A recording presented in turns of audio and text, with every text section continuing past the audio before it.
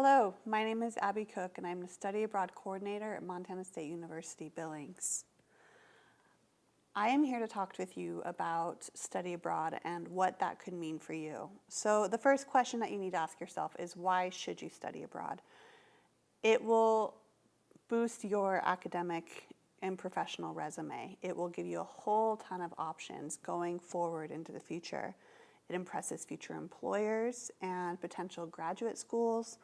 It broadens your horizons, establish your global network. When I mean that, I'm talking about in the world of internationalization and world of business, any type of industry you go into, it's not really so much what you know, it's who you know. And when you can broaden that network on an international scale, it drastically improves your prospects for the future. It builds your self-confidence and communication skills. And that it just goes to speak for the fact that you're going to a different country, you're there on your own, you're learning how to interact with people, potentially in a different language.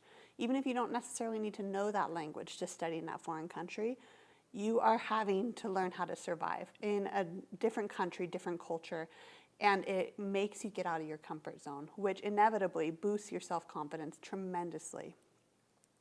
It helps you to learn a foreign language if that's what your goal is to learn a different language. We have programs where you can go to that foreign country and you can learn to speak a different language. And assimilation and integration processes are much stronger in a foreign country when you are fully immersed in a country and that language. You will learn in 1 year what would take you normally 4 years to learn a language. You will learn in 1 semester what will take you 2 years to learn a language. So if you really want to learn a language, going abroad is the absolute best way to do it. You will forge lasting friendships. The people you meet while you're abroad, whether they are, if you go to France, whether they are French, or if they're people from all over the world who are also studying at that institution, they're going through a similar culture shock process that you will be going through. So you form friendships that will last forever because you build this unforgettable bond and you have gone through something special that they also have gone through. So the friendships that you build while you're abroad are exponentially stronger than many of the friendships that you will ever have come across. And you have the experience of a lifetime, which goes without saying. So I want to dispel some myths about study abroad. Myth number 1 is that it is only for students of certain majors. If you come into my office and say, I want to study abroad, I am not focused on the major so much that I am focused on where you want to go and why you want to do it. Any student can go abroad, regardless of the major.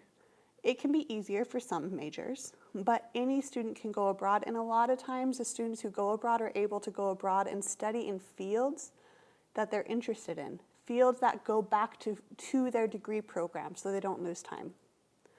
Myth number 2, I need to know a foreign language to study abroad. You have the amazing ability to speak English as a native language, and most of the world speaks English. English is the lingua franca of the world. When you study abroad, if you are not intending to go abroad to learn a language, then your instruction will be in English. Whether that is in Kosovo, or obviously England, or France, or Germany, or China, your instruction will be in English. You do not need to know a foreign language to go and live and study in a different country. Myth number 3, if I study overseas, I will fall behind and graduate late. That is not necessarily the case. There are occasions when students come to me their senior year, going into their senior year, saying, I want to study abroad. I will say, okay, how many credits do you have left? What have you remaining to take? And if they only have 400 level psychology classes, then it's a possibility that you may tack on another semester. But in most cases, students do not need to add time. I work very closely with students and their advisors to make sure that they choose a program, for one, that will go back into their degree, and they still get that study abroad experience, and 2, that they are able to bring back the credits that they take from a foreign country. So it's a seamless transfer of credits. You do not need to lose time, especially if you plan ahead. Myth number 4, studying abroad costs too much. I can't afford it. I'm going to delve straight into fact number 1 with this one, because study abroad is affordable and is something that you can do. It is attainable. So key note here is that you pay MSUB tuition to study in a foreign country. Again, you pay MSUB tuition to study in a foreign country. That is with direct exchanges. So it exponentially reduces your costs while you are a student studying abroad. If you are in-state tuition, you're paying around $3,300 to go and study in a different country. You keep all financial aid, including your scholarships and your loans and your grants. On top of that, a lot of times students can increase their financial aid to study abroad because there are going to be some added expenses. We're talking about you have to buy airfare, international health insurance, which is relatively affordable. We contract that through our office. It's about $250 a month, depending on the actual duration of stay.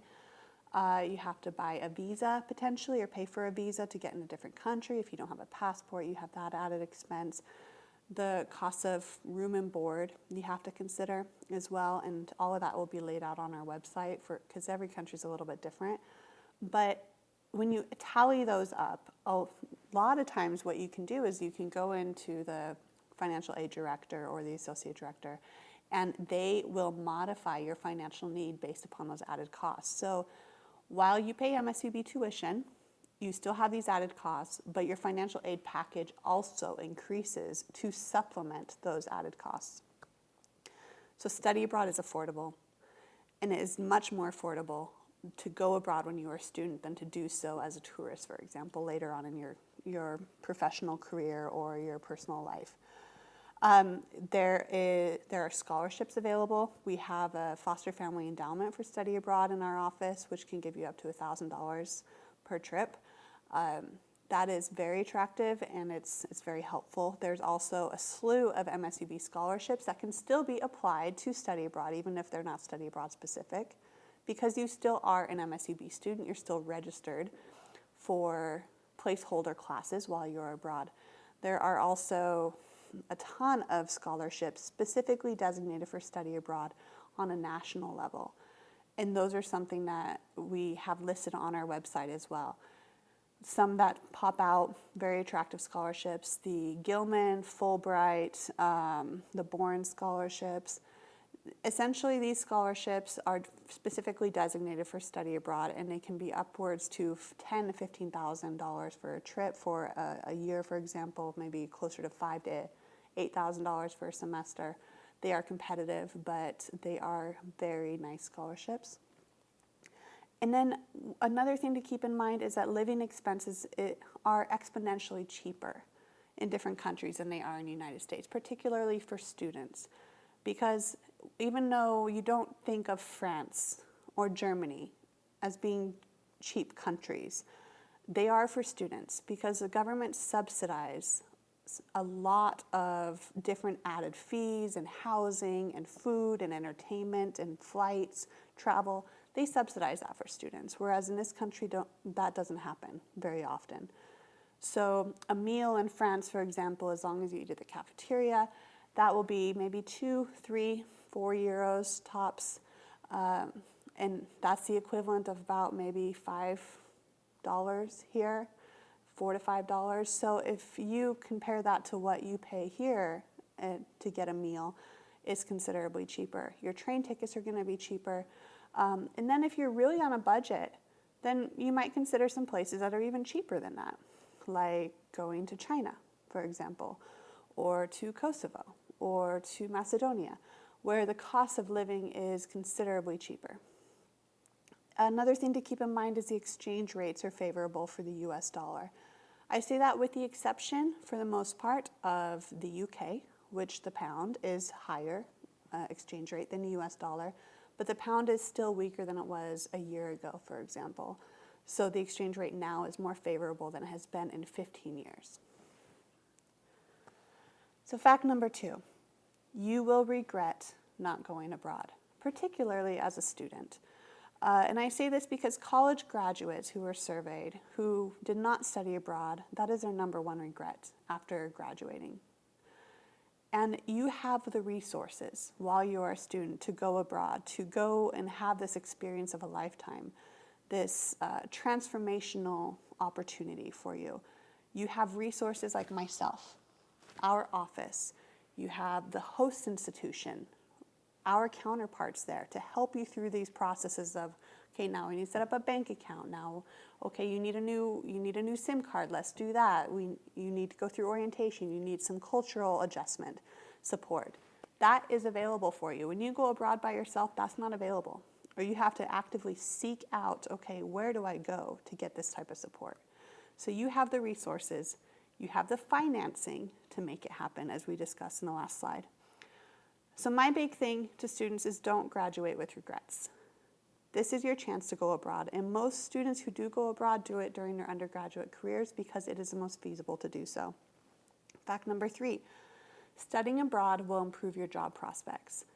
And as I was mentioning a little bit earlier, this is tied to the fact that you have shown employers through your resume and your abroad experience that you are able to take risks, that you are able to get outside your comfort zone. You are able to work with people of diverse cultures. 97% of Americans who have studied abroad landed a job within 12 months. That is compared to 49% of non-study abroad graduates. Those are some pretty telling numbers.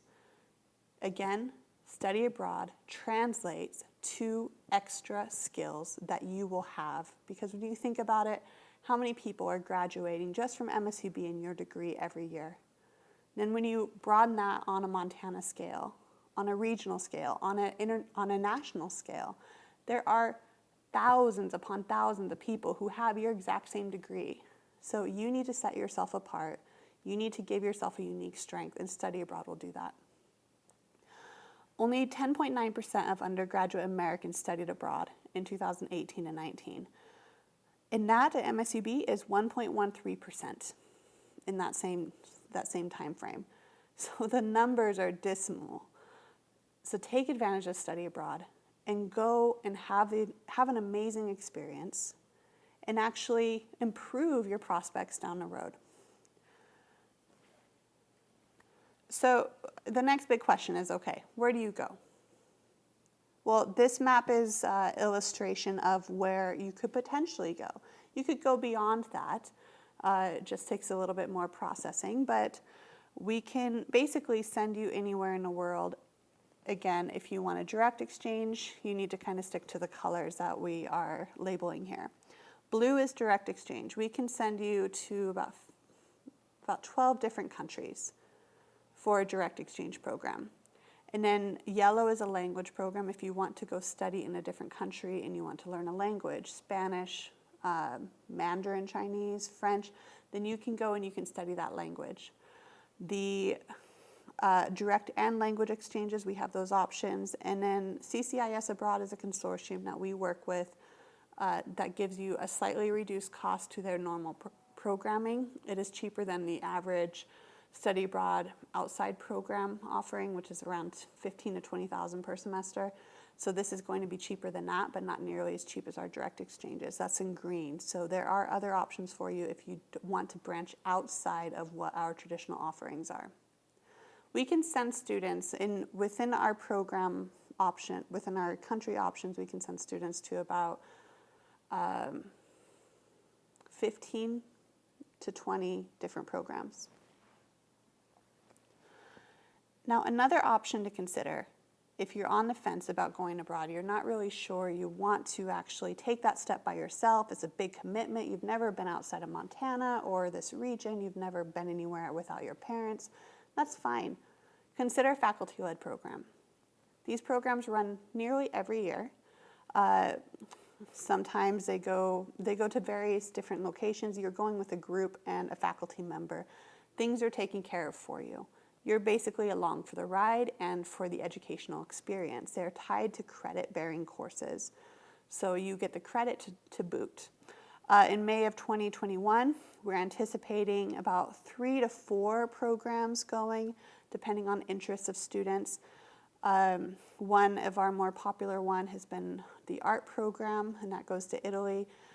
Again, depending on circumstances and the interests of students, we have to have a minimum number of students to send these programs. The 2020 programs this last summer were canceled for obvious health reasons and with the pandemic. In 2019, we had our largest cohort of students going out for faculty-led programming. They went to Germany, the art students went to Italy, Greece, and Macedonia. Rural health went to Morocco. Creative writing to Peru, and Spanish language did a study of intensive language in Spain. We've sent students to Peru, Morocco, to Italy, in prior years to Greece. So it really just depends. Keep an eye on those faculty-led programs as you see them. If they're in places that are really of interest to you, then definitely get on board, because that is a good way to get your feet wet. So the first step to studying abroad, for one, review the options online. Everything is on our website. It's www.msubillings.edu/international studies/study abroad, or you can just go to MSU Billings website and hit the search study abroad and it'll pull it right up. Review the options of where you want to go. So there are 2 parts that you want to consider. Do you want to study something in your degree program? 1. And 2, where most interests you? I have students who come into my office, and inevitably the place of interest is almost always somewhere in the UK, which is fine. The UK is amazing. But sometimes those students say, actually, I really am interested in Asia too. What do you have there? And they have an amazing experience when they go abroad in Asia. It's a bit more of a transition, but it is an amazing experience nonetheless.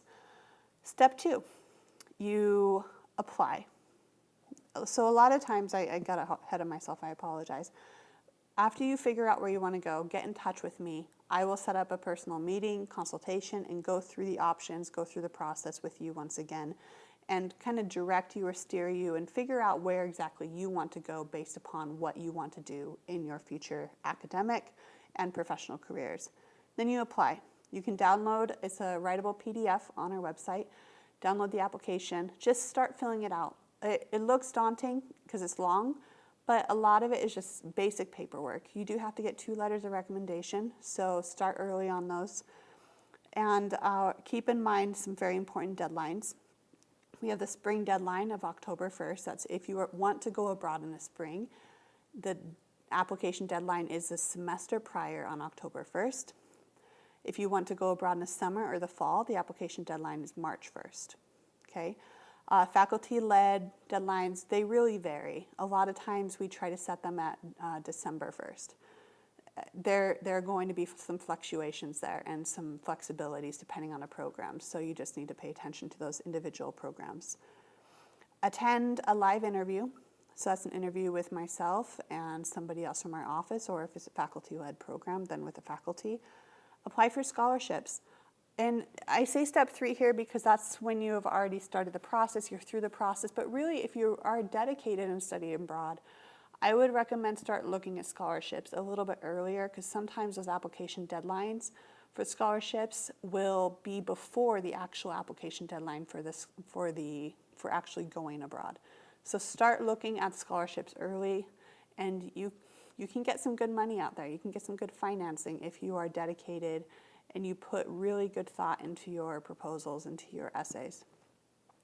Step 4, get a passport and a visa. If you are going abroad in the spring semester, please don't wait until October to apply for a passport. Apply earlier. It can take about 4 to 6 weeks to get a passport, as long as everything runs smoothly. The visa you won't be able to apply for until you are accepted into the program, so that will you'll have to do that a little bit closer to the time when you go abroad. And you attend the outbound orientation. That's with all the students who are going abroad in the upcoming semester or term. And I will be presenting that, or somebody from my office, about basically preparing you to go abroad. And then you're off to your new adventure. So one piece of advice I want to close with is that the world is a book, and those who do not travel only read one page.